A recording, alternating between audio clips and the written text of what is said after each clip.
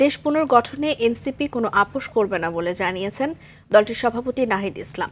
জুলাই পদযাত্রায় নাটোরের পথসভায় তিনি কথা বলেন। তিনি আরও বলেন, দেশ সংস্কারের মাধ্যমে নতুন বাংলাদেশ গঠন করতে হবে, যে দেশে সমতা, স্বাধীনতা, গণতন্ত্র সবকিছুই থাকবে এবং দুর্নীতিমুক্ত বাংলাদেশ হবে। ফ্যাসিবাদ থেকে শিক্ষা না নিলে পরিণতি ভালো হবে না বলেও হুঁশিয়ারি দেন নাহিদ। এর আগে সকালে রাজশাহীর পর্যটন মোটেলে সাংবাদিকদের সঙ্গে বলেন, জাতীয় সংসদ নির্বাচনের সময়কাল নিয়ে এনসিপি কোনো কথা বলেনি, তবে বিচার এবং সংস্কার করে নির্বাচন হতে হবে বলে আবার মন্তব্য করেন নাহিদ। দেশ গড়তে জুলাই পদযাত্রার আজ ৭ম দিন। নাটোরের পর সিরাজগঞ্জ, পাবনায় পদযাত্রা এবং পথসভা করবে দলটি। আসসালামু আলাইকুম। আপনারা আস্থা রাখুন, যেভাবে গণ অভ্যুত্থানে আমরা আপনাদের প্রতি কমিটেড ছিলাম, আমরা আপোষ করি নাই। ইনশাআল্লাহ দেশ গঠনের এই যাত্রাতে আমরা আপোষ করব না। আপনাদের অধিকারের জন্য আমরা সব সময় রাজপথে থাকব। দর্শক, এনসিপির পদযাত্রার আরো খবর জানাতে সিরাজগঞ্জ থেকে সরাসরি যুক্ত হচ্ছেন সহকর্মী সাজ্জুরুল ইসলাম সঞ্জয়। সঞ্জয়, এনসিপির পদযাত্রার কি খবর আছে আপনার কাছে?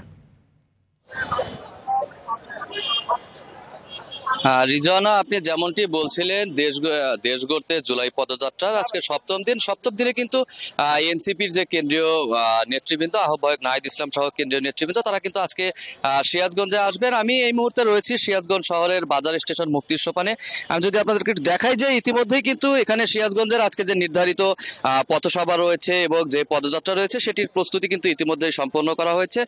পদযাত্রার যে নির্ধারিত স্থান সিরাজগঞ্জ শহরের বাজার স্টেশন কেন্দ্রীয় শহীদ মিনার, অর্থাৎ যেটি মুক্তির সোপান নামে পরিচিত, সেটি কিন্তু ইতিমধ্যেই কানায় কানায় পূর্ণ হয়ে গেছে। এখানে ইতিমধ্যেই কিন্তু এনসিপি এবং বৈষম্য বিরোধী ছাত্র আন্দোলনের নেতা কর্মী এবং সমর্থক বৃন্দ, জুলাই বিপ্লবের যে সমস্ত শহীদরা রয়েছে তাদের পরিবারদের সদস্য, জুলাই যোদ্ধা এবং তাদের পরিবারের সদস্য সহ বিভিন্ন শ্রেণী পেশার মানুষ কিন্তু ইতিমধ্যেই এই পথসভা স্থলে এসে উপস্থিত হয়েছে। পথসভা স্থলটি কিন্তু বলা চলে যে একদম কানায় কানায় পূর্ণ হয়ে গেছে। আমরা এখানে যারা উপস্থিত হয়েছেন তাদের সাথে কথা বলেছিলাম, তাদের কাছ থেকে আমরা যেমনটি জানতে পেরেছি, তারা যেটি চাচ্ছেন যে একটি আগামী দিনে বৈষম্য মুক্ত, সাম্য এবং ন্যায় ভিত্তিক একটি বাংলাদেশ গঠনের যে স্বপ্নযাত্রা শুরু হয়েছে বিগত জুলাই আগস্ট বিপ্লবের মাধ্যমে, সেটিরই কিন্তু যে একটি পর্যায়ে এই পথসভাগুলোর মাধ্যমে কিন্তু এনসিপির নেতৃবৃন্দ যারা রয়েছেন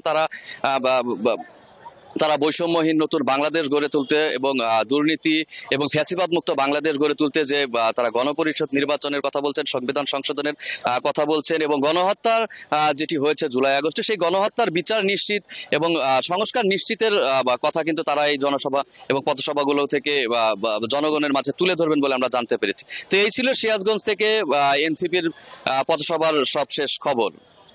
সঞ্জয়, ধন্যবাদ আপনাকে।